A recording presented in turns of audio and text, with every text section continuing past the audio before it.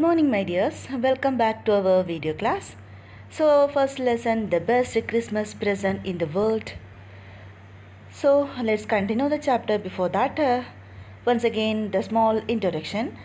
Here in this chapter, the narrator of the story went to a junk shop and purchased a roll-top desk which was in bad condition. And here the narrator started its repairing on Christmas Eve, and he found a letter in its drawer. And he read the letter. It was from Jim Mafferson to his wife Connie Mafferson. And after reading the letter, here the narrator found that Jim Mafferson was the leader of the England army. Here Jim is explaining the incident happened on that day. Listen, continuation. One of the Germans was waving a bottle above his head. It is Christmas Day, Tommy. We have snaps. We have sausage. We meet you. Yes, by this time there were dozens of them walking towards us across no man's land and not a rifle between them. Little Private Morris was the first up. Come on, boys.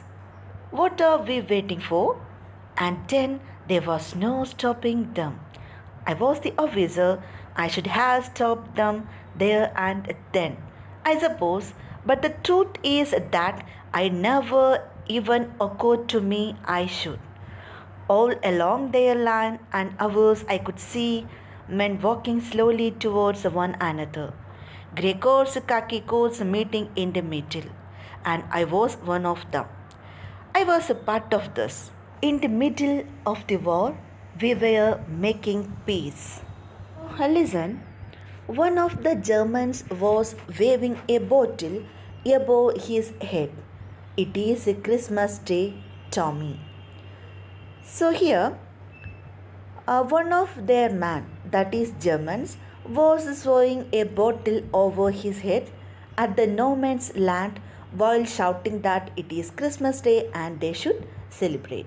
We have snaps, we have sausage, we meet you, yes.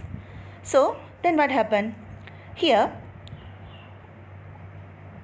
he invited the British soldiers over and told them that they have their special snaps. Snaps means it is a special drink, and sausages as well. So here he invited the British soldiers and told them that they have their special snaps. It is a special type of drink and sausages as well. Okay.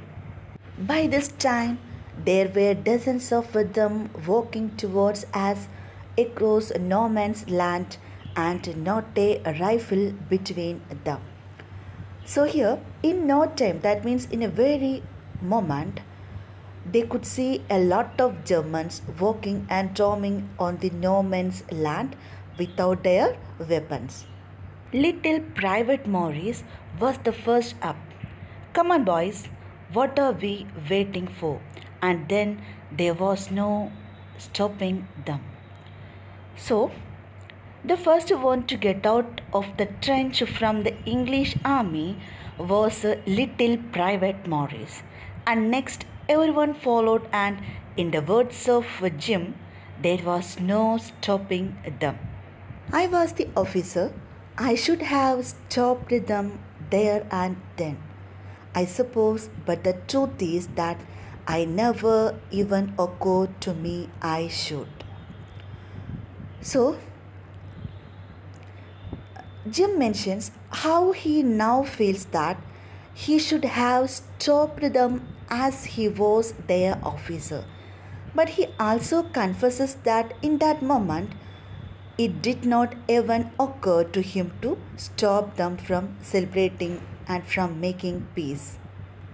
All along their line and ours, I could see men walking slowly towards one another, grey coats, khaki coats meeting in the middle.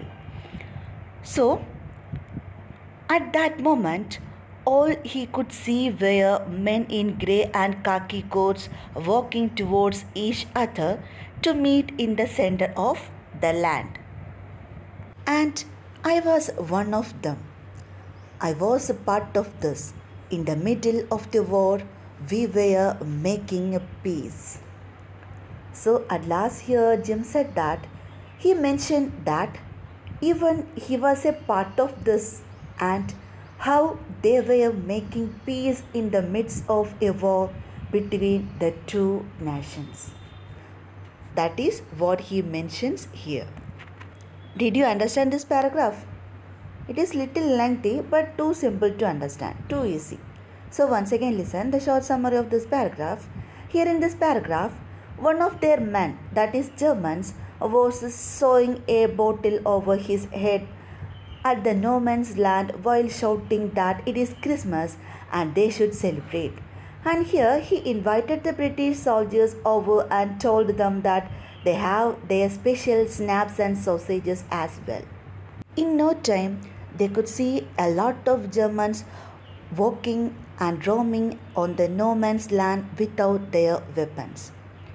The first one to get out of the trench from the English army was a little Private Morris. Next, everyone followed, and in the words of Jim, there was no stopping them.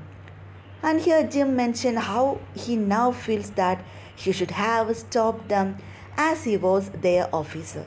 But he also confesses that in that moment it did not even occur to him to stop them from celebrating and from making peace.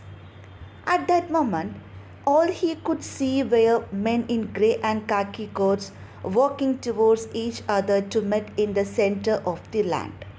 He mentions that even he was a part of this and how they were making peace in the means in the middle of a war between the two nations.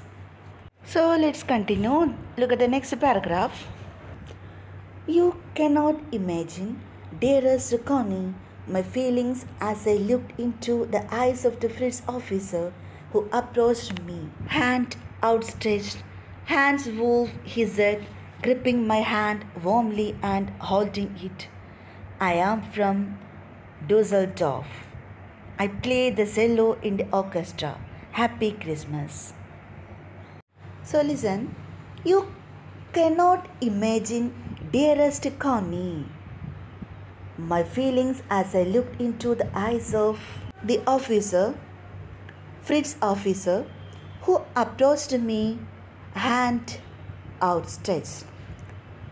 So here, Jim, he expressed how he felt in that moment is far beyond that can be expressed in words or imagined. And here he said that he was overwhelmed as he looked straight in the eyes of the approaching German officer who extended his hand and introduced himself. Hans Wolf, he said, gripping my hand warmly and holding it. I am from Dusseldorf. I play the cello in the orchestra. Happy Christmas. So here the man, he introduced himself that his name was Hans Wolf and he belonged to a place named Dusseldorf. And he told Jim that he played cello at the orchestra and then wished him Happy Christmas. So this paragraph is too simple, isn't it? Okay, once again look at this small and short paragraph.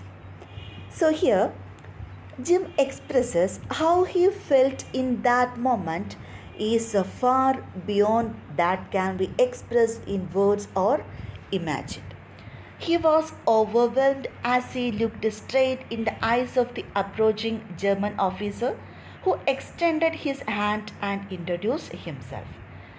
His name was Hans Wolf and he belonged to a place named Dusseldorf. He told Jim that he played cello at the orchestra and then wished him Happy Christmas. I think all of you understand this two small paragraph. So read this two paragraphs 3 or 4 times and underline the hard word meaning. So we'll continue the chapter tomorrow. Till then, take care. Thank you.